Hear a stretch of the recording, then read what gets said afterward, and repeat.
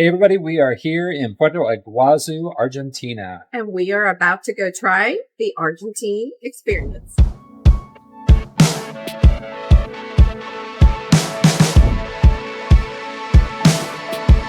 Hey everybody, I'm Sean. And I'm Deb. And welcome back to the channel. So we've got kind of a fun thing we wanted to kind of talk through today. We recently took a trip to Iguazu Falls. We went from Paraguay over to the Brazilian side and then over to the Argentinian side. Mm-hmm. And while we were staying on the Argentinian side, we Deb found a cool new opportunity. Mm-hmm. So I accidentally came across this. We were staying in a very cool neighborhood anyway in Puerto Iguazu, lots of like walking with, restaurants and everything right out our door. Very walkable bar and food restaurant. And I just was like, basically researching where should we eat dinner, and I came across this place. And so the first night we walked down there, and we hadn't planned on eating that night, but she asked us, did we have reservations? We said no, and she said make a reservation. So we said okay. So this was going to be our Sunday experience, and this was Sunday right after we had spent an entire day, a very busy day, hustling about Iguazu Falls on the Argentina side. But this was such a cool experience. Yeah. It is literally called the Argentine Experience. Mm-hmm. And there's two of them. So it's a dinner experience. Yeah. So there's two of them. There was one in Buenos Aires, but I hadn't heard of it when we were there. Mm-hmm. So if you're not going to Puerto Iguazu, you can do one there. Look for it in BA. Hopefully it's as good as the one in Puerto Iguazu was. It was so fantastic. So, and we were really glad that we did this, even though we had a crazy busy day, and I didn't know how I was going to stay awake, but we did. So anyway, it's in Puerto Iguazu also. It's listed as a 15-course meal. It's a sampling meal. I don't know how many courses there were. They just kept bringing food. I don't even know I would call it a sampling meal, because we got a steak. It was a lot of food. We got an empanada. We got tons of food, and by the way, tons of food and tons of drink. Mm-hmm. There was a lot. It just kept coming. So when you walked into the restaurant in the first place, off to the side it was like a wine tasting bar, and that was something you could sign up for before the dinner. We opted not to because it would have required us being there earlier for one thing, and we already knew we were busy that day. We barely made it through Iguazu Falls, and I already knew that there was like 3 different wines that would be served during dinner anyway. Yeah. So you go past the wine tasting, and you go back kind of in this back hall that's just lined with wine bottles. It's like an above ground wine cellar. Like they had tons of wine in this little room. Mm-hmm. And I was kind of at the back of the wine cellar. So she asked me, can you knock on the door that's at the back? So I knocked on the door, and this secret side panel from the wall opened up. She was expecting the door to open. The door didn't open. No. The panel did. Mm-hmm. Yeah. And then we all went into the room, and there was maybe about 12 to 14 of us that were signed up for this dinner. So if you've ever done something like this in a group setting before, one of the fun things is being able to meet new people. And we had people from Brazil there. We had a couple, Alyssa and Ezekiel, that were on their honeymoon, and they sat right across from us, so they were a lot of fun, and that made the dinner a lot of fun. Yep. And then we had some other people from the U.S., and either they had ties to Canada, or some of them might have been from Canada too. So all the people that were there, it just kind of makes for a big fun dinner. And the hosts, the chef, they were like a host, or our main host, and her assistant, and then the chef. Like they put on a production for this whole thing. It was super cool. It was very cool. Okay, so as you will see in the pictures, we were wearing special hats. Chef's hats. Chef's hats. And they were mandatory. They told us these were mandatory because you're going to help. They said you will be participating in the prepping for dinner, so this was mandatory. So the chef actually started with, and we are not sure what it was, but I don't know what that drink was. Some kind of drink he made before the dinner even started. That was probably my favorite, more than the wines. He prepared a special. It was, I know it's not a gin and tonic, but it was a kind of light, refreshing drink to kind of cleanse your palate and get you going. And they just brought it out and gave it to us. So I don't remember what it was either, but it was darn good. Mm-hmm. So once you've drank that, then you're going to make Let the drinking begin. Let the drinking begin. Yeah. Then you're going to make a Malbec spritzer. Yeah. Now the Malbec spritzer was fun because we actually made this one ourselves, and so it was an entertaining experience. Entertaining. Yeah. So to begin with, everybody handed their phones to the people across from them. So we handed our phones over to Ezekiel and Alyssa. And then when our turn was done, they handed us our phones. So they could record us and we could record them. And this is so when you're making your spritzer, because there's a lot involved. There's a lot of putting in the ingredients and then a lot of shaking. Yeah, you're using a cocktail shaker, and it's a Malbec wine and apple juice and maybe like an orange or like a piece of orange and maybe some ginger. So different ingredients to it, and you put it in this shaker, and then you have to shake it. And you're shaking, and they're playing music around us, and it was just a whole production. It was entertaining. It was very entertaining. I'm sure we look great in that video. Shaking with our chef's hats. Yeah. So anyway. But then you got to drink the spritzer. And I got to tell you, like, I'm not a big wine guy. I'm just not. And I'm not a big red wine guy. But when you add Malbec wine and apple juice and orange juice, I mean, it gives it's just a different, less winey flavor. And I actually really enjoyed the spritzer. I thought it was really good. So drink number 2.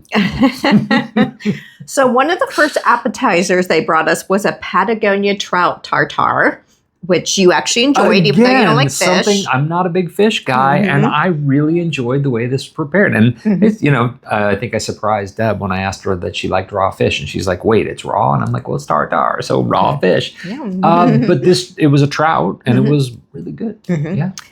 So on crackers, like on bread. Yeah. Yep. So then we get to put together our own empanadas. So they brought us out the shells, and they had pre-seasoned meat. Filling. Yep. And so basically the class was, you're just putting the meat in the shell, but the class was on how to seal properly the empanada. And it takes skill. Like, unlike Sean at home where he would use a fork like a pie crust, that's not how you do an empanada. I tried making empanadas by ourselves, and I was like, I'll just fold it over like a calzone or whatever, and I'll just use a fork to push it together. Oh no, that's like heresy when it comes to empanadas. There is a special pull and tuck method. Yes. So we got, and then they sent them off. Terrible looking empanadas. We all had little flags that we put in our empanadas with our names on them, and they took them off to bake them. So some of the other stuff that we were eating is we had some provolone cheese, some chorizo sausage. There was never a point at which there was not food in front of us and we're eating. Yeah. So the chorizo sausage was top notch. Yep. Some provoletta cheese, which you'll see in the pictures, they're like little yellow cups of cheese almost that you could spread over bread, and it was very good.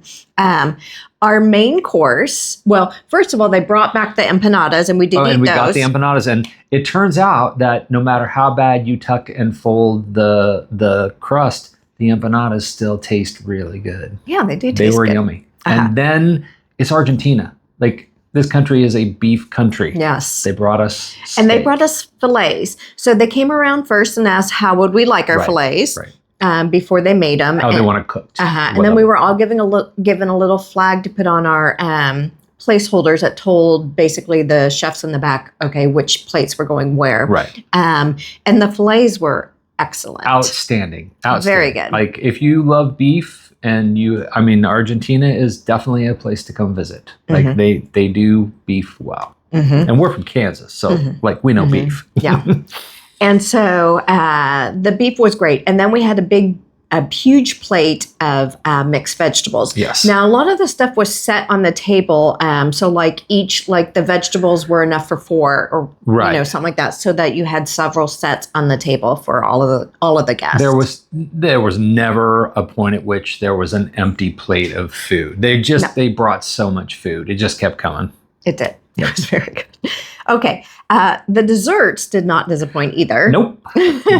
So the first dessert they brought out, and I'm not even sure, it was some kind of dulce de leche cream or mousse. Yeah. So it had, it had a pie crust on the bottom, right? And then basically dulce de leche cream. So it was some sort of maybe like a cream cheese kind of dulce de leche flavor, very creamy, and then on top of it like oatmeal crumble. Yeah, it was some kind of crumble. It was so amazing. I don't know what they call it. But I ate every single bite. I call it really good. Yes. Yeah.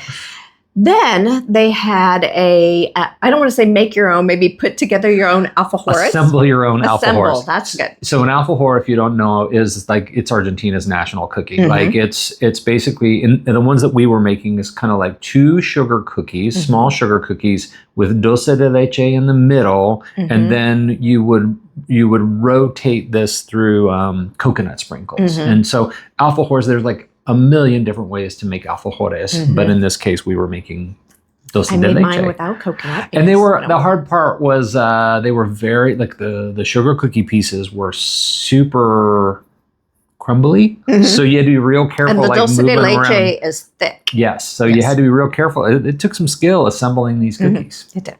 Okay, so throughout the dinner, we had probably about 3 different wines. Yeah. And starting with the Malbec, which we turned into a spritzer. Right. Yep.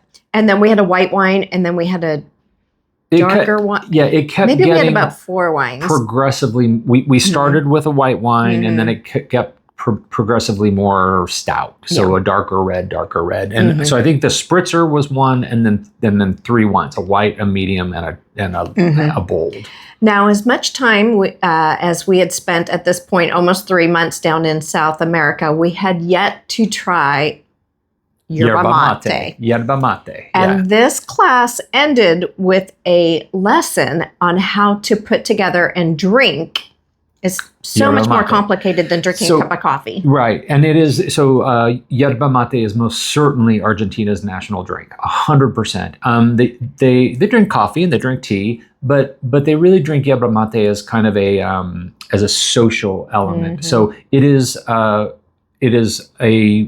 plant-based, like kind of like, think of it as like tea leaves, and they put it in a cup and they pat it into a little mountain, and then they pour hot water into it, and then you put a metal straw into it, and the metal straw has a filter on the end of it, so that when you're drinking it, you're not sucking up the mate, the yerba leaves. And it was interesting. And it's a process. There is a proper technique on how to put together, how to move your straw so that there's room for the water. You don't ever stir it. You get yelled at if you stir it. And then you just keep adding hot water to your yerba mate as you drink. So it was a really good way to end the dinner after having been here for, like I said, almost 3 months to learn how to put that together and to finally try yerba mate. I'm still a coffee person. I love my coffee. But one interesting thing about yerba mate is I never expected it to be so hot. I mean, they're pouring hot water in and you take a drink and you are like, if you're not careful, you burn your tongue because it's a metal straw. Like it is hot. But it was good that we got to try it. I would not have wanted to go to Argentina and not had an alfajor and tried yerba mate. So it was good. So I think that was kind of it. The experience was totally worth it. 100%. The price was about $65 each for so $130 for a lot of food, a lot of wine, alcohol. Yeah, and it was basically our entertainment for the night. It was like probably the whole process probably was 2 hours around that, maybe. You know, so it was well worth it for the experience. It was very good. If you ever get a chance and you are in Buenos Aires or Puerto Iguazu, I highly recommend that you sign up for that. The Argentine Experience is what you're looking for. Yes. So that's pretty much it. We appreciate you tuning in. We hope this helped if you're looking for something to do when you're in Buenos Aires or Puerto Iguazu. If you've got questions, if we can answer any questions, leave them in the comments and we'll do our best to answer them. And be sure to like and subscribe. Thank you for joining us. We will see you in the next video.